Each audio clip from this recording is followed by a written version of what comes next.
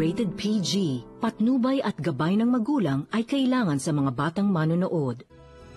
Nakita kami ng Kuya Carl mo. Gusto ko lang malaman mo na hinahanap ka na niya. Siguro mas mabuti kung hindi na niya alam yung tungkol sa akin. Bakit ba kailangan mo pa siyang hanapin? Gusto ko sana makabago sa kanya. Sana hindi pa huli ang lahat. Siguro naman, maiintindihan ng daddy mo kapag nalaman niya ang totoo. May kailangan kang malaman na sikreto. Ang paborito mong anak na si Cal. Ay ang kapatid ng karibal mo si Carl Marciano. I need you to prove your loyalty to me. Punta mo si Carl.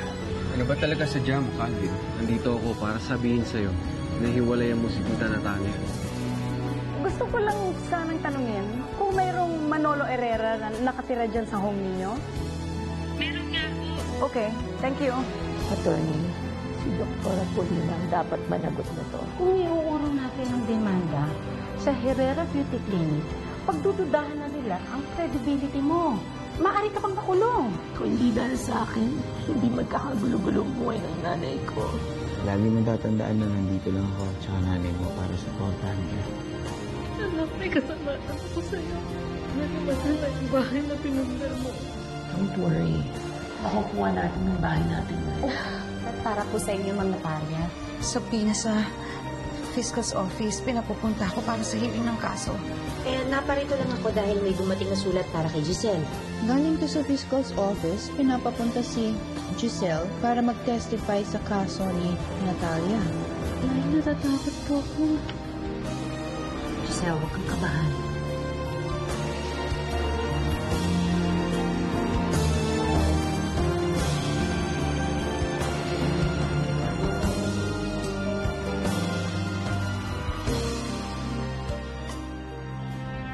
Mami, anong ginagawa ng Giselle na yun dito? Kasama niya pa talaga si Paulina? Talagang kinakalaban nila tayo, Mami. Anak, hindi ba si Polina nagpiyansa kay Giselle? Kinakampihan na ngayon ni Paulina si Giselle? Tora, kinakabahan po ako.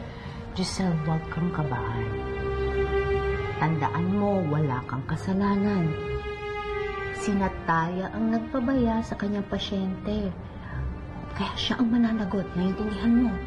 Di po ba kayo pwede sumama dito sa loob? Si attorney nang bahala sa'yo. Dito lang ako sa labas. Sige na. Giselle, don't worry. I will defend you in case na idiin ka ni Dr. Natalia. Tilid ka na sa kaso. They just want your testimony.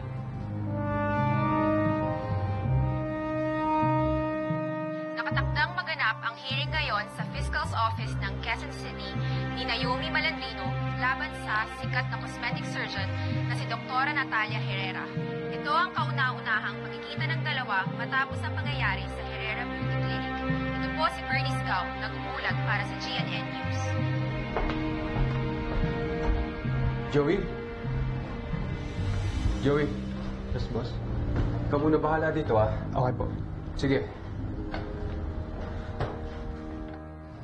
Mami.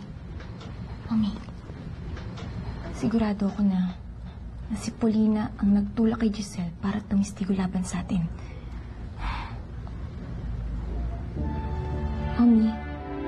Mami. Anak, sa ngayon ayokong intindihin si Polina. Kinakabahan ako sa magiging resulta. Hindi ko alam kung anong gagawin ko kapag na-approve ng fiscal ang kaso natin.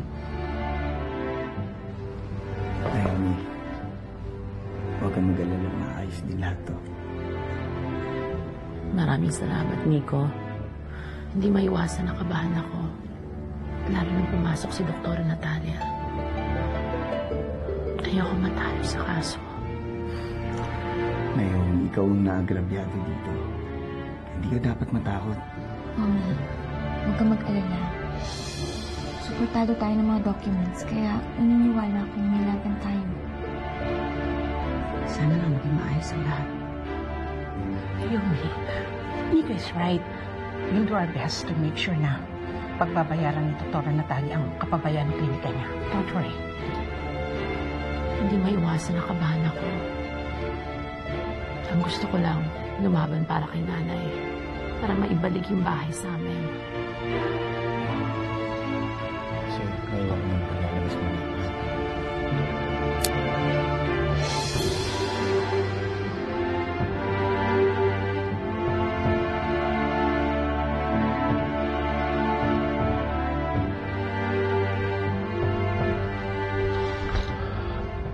Dad, Oh, mukhang nagmamadali kayo Papunta ba kayo ng ospital? hindi. Pupunta ako ng fiscal's office. Ngayon kasi hearing ng Tita Natalia mo regarding her case against Naomi Malandrino. Medyo late na nga ako, kaya ako nagmamadali. Ayun pala yun. Samahan ko na ho kayo. Pagkatapos na lang ng session, saka ako pupunta sa home. O sige, ikaw ang bahala. Sige ka na.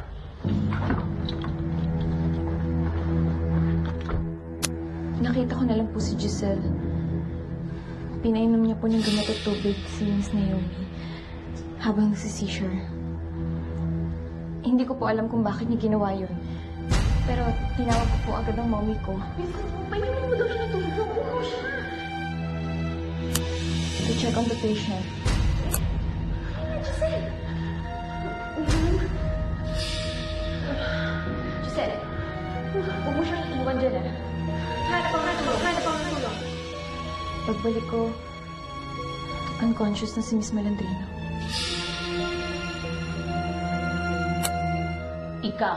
Ikaw yung nagpainom kay Giselle ng gamot habang nagsiseizure ako. Hindi totoo yan. Siya yun! Naomi, calm down. I'll handle this. Hindi yan totoo. Mommy, nagsisinungaling siya.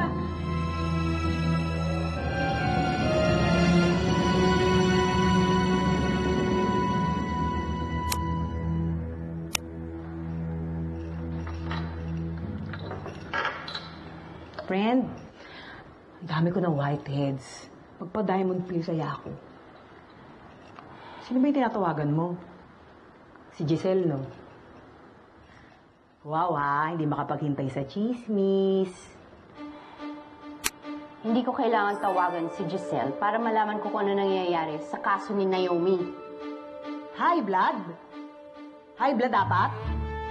Tatanong lang naman, sino nga tinatawagan mo?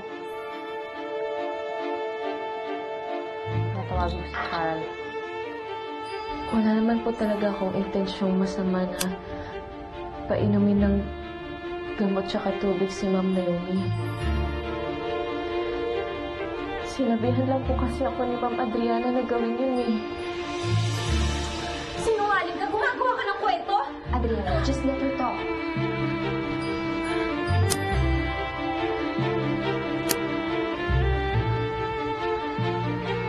Galing po ito sa medical legal.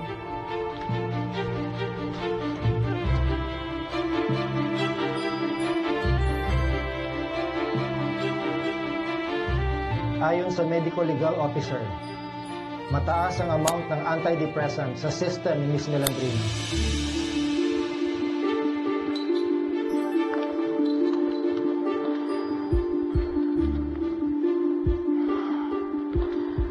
Malapit na ang anniversary namin. Ayoko mag-isa. Gagawin ko na ang lahat. As in lahat? Gagawin ko ang lahat. Sabi!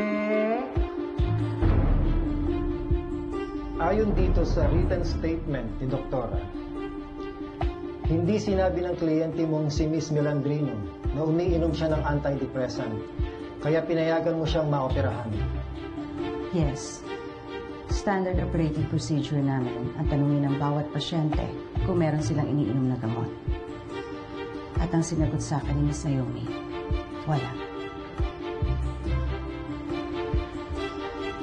You see there sa copy ng lab results na negative siya sa drug test.